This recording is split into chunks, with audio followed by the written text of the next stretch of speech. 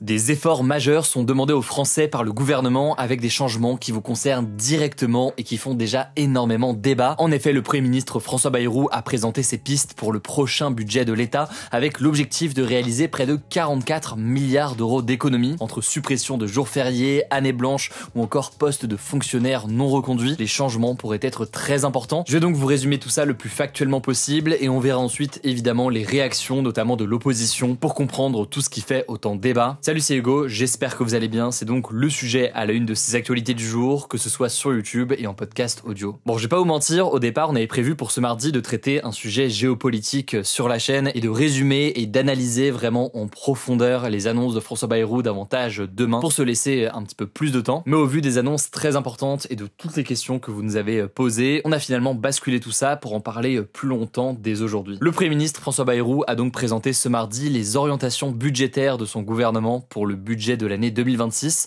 et c'est un texte absolument majeur puisque c'est un texte qui définit et structure les priorités économiques, sociales ou encore budgétaires de l'État français pour l'année 2026. Et pour rappel, petit contexte assez important puisqu'on va revenir là-dessus juste après, l'an dernier, le budget de 2025, il avait fait l'objet d'une motion de censure, ce qui avait poussé l'ancien Premier ministre Michel Barnier à démissionner.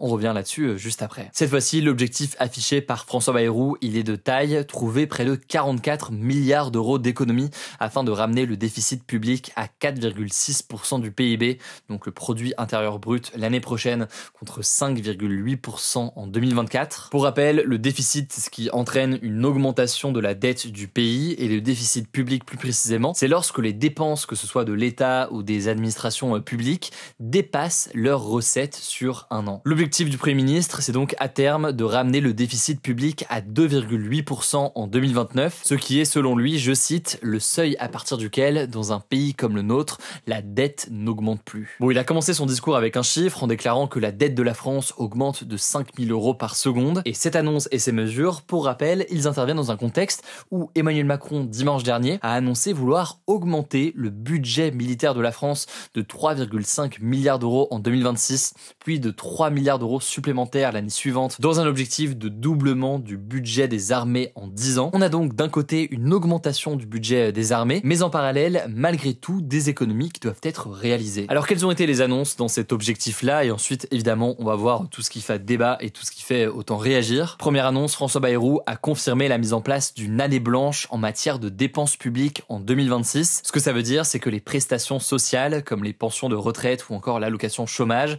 seront maintenues au même niveau que 2025, sans augmentation donc, même en cas d'inflation, donc même en cas de hausse générale des prix, ce qui n'est pas le cas normalement. Par ailleurs, on peut noter que les budgets des ministères, à l'exception donc du ministère des Armées, vont avoir leur budget gelé. Ils vont donc avoir le même budget entre 2025 et 2026. Selon François Bayrou, la mise en place de cette année blanche, c'est le nom qu'on donne à ce genre de mesure, ça doit permettre d'économiser 7 milliards d'euros. Et autre élément important, François Bayrou a affirmé que les tranches de l'impôt sur le revenu ne changeront pas. Donc là, c'est ni les taux ni les seuils ne vont changer. Alors ça veut dire qu'il n'y aura pas de hausse directe de l'impôt sur le revenu qui est prévu dans le budget, mais attention, à la marge, ça peut quand même avoir un impact et entraîner une potentielle hausse d'impôt. Je rentre pas dans les détails, on en avait déjà parlé l'an dernier, mais si votre salaire est lui indexé sur l'inflation, ou simplement d'ailleurs que vous avez une augmentation de revenus, et que en l'occurrence le seuil ne bouge pas alors que vous êtes sur la limite en termes de seuil, bref, je ne rentre pas dans les détails, mais ça peut entraîner potentiellement une hausse d'impôt. Autre élément important, François Bayrou a annoncé qu'un fonctionnaire sur 3 partant à la retraite ne sera pas remplacé dans les années à venir. Il parle de 3000 postes en moins dans la fonction publique en 2026. Alors là, forcément, c'est une interrogation majeure. Si c'est le cas, eh bien, quels postes ne seront pas remplacés précisément? Quels secteurs vont être touchés? François Bayrou n'est pas vraiment rentré dans les détails ici, mais forcément, ça a déjà soulevé de nombreuses inquiétudes avec le non-remplacement donc de pas mal de personnes chaque année. Le Premier ministre a aussi indiqué vouloir supprimer les agences, je cite, improductives qui dispersent l'action de l'État. Concrètement, selon lui, certaines agences de l'État ne servent pas assez ou font un travail qui complique les choses au lieu d'aider. Là aussi, on aura l'occasion d'en reparler, de voir précisément ce qui est prévu et ce qui fait débat, puisque avec cette mesure, il prévoit la suppression de 1000 à 1500 emplois. François Bayrou a également appelé à limiter la hausse des dépenses de la sécurité sociale, prévue à 10 milliards d'euros en 2026. Il souhaite le ramener à 5 milliards, pointant du doigt certaines pratiques médicales qu'il juge excessives, comme des actes répétés ou une surconsommation de certains médicaments. Concrètement, à partir de 2026, les médicaments jugés budgets sans lien direct avec la maladie déclarée d'un patient ne seront plus systématiquement remboursés à 100%. Autre élément que l'on peut noter, une contribution de solidarité pour les ménages les plus aisés et pour les grandes entreprises devrait être mise en place, mais là aussi on n'a pas plus d'informations, donc faudra voir à quoi ça ressemble. Enfin, et là c'est un autre élément dont on a beaucoup entendu parler, je vous avais informé là-dessus directement sur notre compte Instagram aujourd'hui, François Bayrou a proposé de supprimer 2 jours fériés avec pour objectif que les Français donc travaillent plus. Il a cité par exemple le lundi de Pâques ou le 8 mai, mais ce ne sont pour l'instant que des pistes de réflexion et rien n'a été acté. Selon lui, ça devrait permettre de rapporter plusieurs milliards d'euros à l'État. L'idée pour le gouvernement, elle est assez simple, plus les Français travaillent, plus il y a de production qui peut potentiellement rapporter à l'État, plus il y a aussi de cotisations sociales, d'impôts collectés, etc. Bref, c'est une piste envisagée par le gouvernement. Alors comment est-ce que tout cela a été reçu? J'ai déjà commencé à vous donner certains éléments de débat ou de crispation sur ces mesures. Et on va commencer avec la question du Rassemblement national pour une raison très simple. On va en reparler après, mais le Rassemblement national, évidemment, est au cœur du sujet d'une potentielle censure qui pourrait faire tomber le gouvernement. On peut noter d'abord la réaction de Jordan Bardella du Rassemblement national qui, concernant la suppression des jours fériés, estime que c'est une attaque directe contre notre histoire, notre racine, je cite, et contre la France du travail. Marine Le Pen va dans le même sens et a déjà menacé de censurer le gouvernement. Par ailleurs, on peut noter que le député Rassemblement national du Loiret, Thomas Ménager, a donné rendez-vous au gouvernement en octobre et c'est à ce moment-là que les discussions budgétaires commenceront au Parlement. Pour rappel, c'est une motion de censure qui avait justement mené à la chute du gouvernement de Michel Barnier en décembre dernier. De son côté, Sophie Binet, qui est la secrétaire générale de la CGT, a estimé que supprimer le jour férié du 8 mai, qui commémore la fin de la Seconde Guerre mondiale en Europe, serait très grave. Il y a eu aussi de très nombreuses réactions à gauche. On peut noter notamment celle du secrétaire national du Parti communiste, Fabien Roussel, qui a dénoncé, je cite, un braquage en bande organisée et a appelé à prendre, je cite, de nouvelles Bastilles. Du côté de la France insoumise, Jean-Luc Mélenchon a appelé à mettre un terme à la Macronie et à faire partir Bayrou. Alors je le disais, là c'est des mesures que souhaite le gouvernement, mais ce budget, il doit être voté au Parlement. C'est donc à l'automne qu'il faudra observer tout ça, voir toutes les réactions, voir aussi donc si une motion de censure sera votée contre le gouvernement. Et si c'est le cas, ce qui est en théorie possible s'il y a les votes de toute la gauche et du Rassemblement national, eh bien le gouvernement sera contraint de démissionner. Alors attention, tout cela n'entraîne pas forcément de dissolution de l'Assemblée nationale derrière et d'organisation de nouvelles élections législatives. Ça peut venir d'une décision du président de la République s'il juge que l'Assemblée nationale est bloquée et qu'il n'y a pas de majorité qui se dégage, en tout cas de majorité capable de voter par exemple un budget. On a déjà eu l'occasion de revenir là-dessus l'an dernier. On aura évidemment l'occasion de suivre tout ça dans les prochains mois. Dans tous les cas, ça me semblait important de faire un premier point déjà là-dessus aujourd'hui. On a vu l'objectif affiché du gouvernement, on a vu aussi les mesures qu'il compte mettre en place, on a vu aussi les premières réactions de l'opposition, mais évidemment dans les prochains jours et dans les prochaines semaines, on va prendre le temps aussi d'analyser plus en détail le débat et notamment évidemment les propositions alternatives formulées par les partis de l'opposition. On aura l'occasion d'en reparler dans la semaine, que ce soit sur YouTube et en podcast audio. Et je le rappelle au passage pour tous les nouveaux qu'on a aussi un format en newsletter, n'hésitez pas à vous abonner cet été,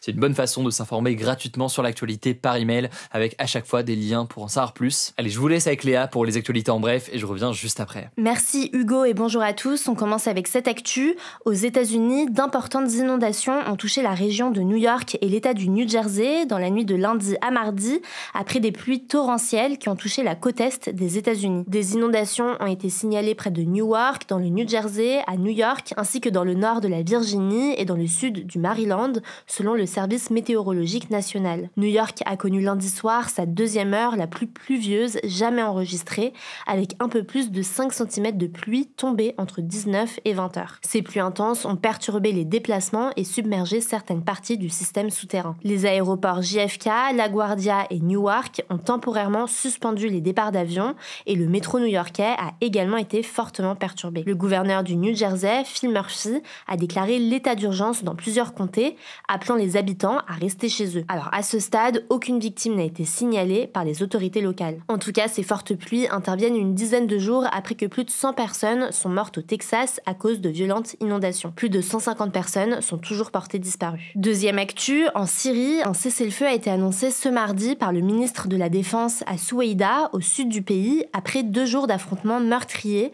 entre la communauté bédouine sunnite et les Druzes, qui est une minorité religieuse issue de l'islam chiite. Ces violences, qui ont éclaté dimanche entre des combattants druzes et des tribus bédouines, ont fait près de 100 morts dans la province de Soueïda, où vit la plus grande communauté druze du pays. La ville a donc été soumise à un couvre-feu et ce mardi, les forces gouvernementales syriennes ont finalement pénétré dans la ville. Le ministre de la Défense syrien a ensuite annoncé un cessez-le-feu total à Soueïda. Mais selon un correspondant de l'AFP sur place, il y a eu des affrontements violents ce mardi matin entre les forces gouvernementales et des combattants druzes. En avril, des tensions similaires avaient fait plus de 100 morts à Soueïda et près de Damas, la capitale syrienne. Israël, qui est déjà intervenu ces derniers mois en Syrie au nom de la protection des Druzes, a annoncé ce mardi avoir frappé plusieurs chars de l'armée syrienne dans la région, affirmant qu'il refusait toute présence militaire dans le sud syrien. Troisième actu, la France, le Danemark, la Grèce, l'Italie et l'Espagne vont tester une application qui permet de vérifier l'âge des utilisateurs en ligne sans divulguer d'autres données personnelles. C'est ce qu'a annoncé ce lundi la Commission européenne, l'une des principales instances de l'Union européenne. L'objectif, c'est notamment d'empêcher les enfants d'accéder à des contenus inappropriés, que ce soit sur les réseaux sociaux ou les sites pornographiques. Alors concrètement, pour accéder à certains sites, faudra donc avoir téléchargé cette application et y prouver son âge avec une pièce d'identité. Mais les sites concernés n'auront pas accès à ces documents et ils recevront uniquement une confirmation que l'utilisateur est bien majeur. Les pays pourront intégrer cet outil dans les prochains mois à leur propre application nationale d'identification, comme France Identité, ou en créer une nouvelle. En tout cas, chaque pays pourra l'adapter à ses propres règles et fixer les limites d'âge qu'il juge appropriées. À noter que début juin, Emmanuel Macron avait menacé d'interdire les réseaux sociaux aux moins de 15 ans en France si aucune solution commune n'était trouvée d'ici quelques mois au niveau européen. Et d'ailleurs, quatrième actu liée à la vérification d'âge, les sites pornographiques installés au sein de l'Union européenne et hors de France vont devoir à nouveau vérifier l'âge de leurs utilisateurs. C'est ce qu'a annoncé le Conseil d'État, donc la plus haute juridiction administrative en France, ce mardi. En fait, en juin, le tribunal administratif de Paris avait suspendu un arrêté qui imposait à ces sites de vérifier l'âge de leurs utilisateurs dans l'attente de voir s'il était compatible avec le droit européen. Suite à ça, le gouvernement avait saisi le Conseil d'État pour contester la décision et celui-ci a donc finalement invalidé la décision du tribunal administratif. Ce que ça veut dire concrètement, c'est que les sites pornographiques doivent vérifier l'âge de leurs utilisateurs, par exemple en demandant une photo ou un justificatif d'identité, tout en proposant au moins une méthode garantissant le double anonymat, donc la possibilité de prouver sa majorité sans révéler son identité. Les sites qui ne respectent pas cette mesure pourront être sanctionnés par l'Arcom, le gendarme de l'audiovisuel, et ces sanctions peuvent aller jusqu'au blocage du site. Si vous n'aviez pas suivi, Ailo, la maison mère des sites YouPorn et Pornhub, avait suspendu l'accès à ces sites pendant quelques jours début juin pour protester contre cette obligation. Et d'ailleurs, ça vient de tomber. Pour protester contre la décision du Conseil d'État, les sites Pornhub, YouPorn et RedTube ont bloqué de nouveau l'accès aux utilisateurs en France. Cinquième actu, en France, le prix des fournitures scolaires a augmenté de 2% cette année, selon une estimation de l'association de défense des consommateurs, l'UFC Que Choisir. L'an dernier, les prix avaient légèrement baissé. Alors dans le détail, sur 118 produits analysés par l'association entre début juillet 2024 et début juillet 2025, 41 ont vu leur prix augmenter d'au moins 2%, 23 ont enregistré une baisse d'au moins 2% et 54 sont restés stables. En 2023, les prix des fournitures avaient bondi de 10% dû à la hausse des tarifs des matières premières. Cette hausse n'a jamais été complètement effacée malgré une baisse de ses coûts depuis. En tout cas, l'étude montre que les prix ont tendance à légèrement baisser au cours de l'été, mais qu'ils connaissent un pic au moment de la rentrée scolaire. L'UFC Que Choisir déconseille donc d'attendre septembre pour faire ses achats. Et on finit avec cette actu, des clés USB contenant des titres inédits de la chanteuse Beyoncé ont été volées la semaine dernière à Atlanta, aux États-Unis. C'est ce qu'ont annoncé les autorités ce lundi. En fait, le 8 juillet, une voiture de location utilisée par des membres de l'équipe de Beyoncé a été volée, soit 2 jours avant le début de l'étape de sa tournée Cowboy Carter à Atlanta, selon un rapport de la police. Et à l'intérieur, il y avait donc les clés USB qui contenaient aussi des plans de tournage pour le concert, ainsi qu'une liste des concerts passés et futurs. La police d'Atlanta a indiqué avoir émis un mandat d'arrêt à l'encontre d'un suspect dont l'identité n'a pas été communiquée. Elle a précisé que ce dernier était toujours en fuite. La tournée de Beyoncé doit s'achever à la fin du mois de juillet à Las Vegas. Merci beaucoup Léa pour ces actualités en bref. Voilà donc pour les actualités aujourd'hui. Je le disais, pour la newsletter, elle est directement en description. Prenez soin de vous, prenez soin de nos proches. Et puis je vous dis à demain pour une nouvelle vidéo.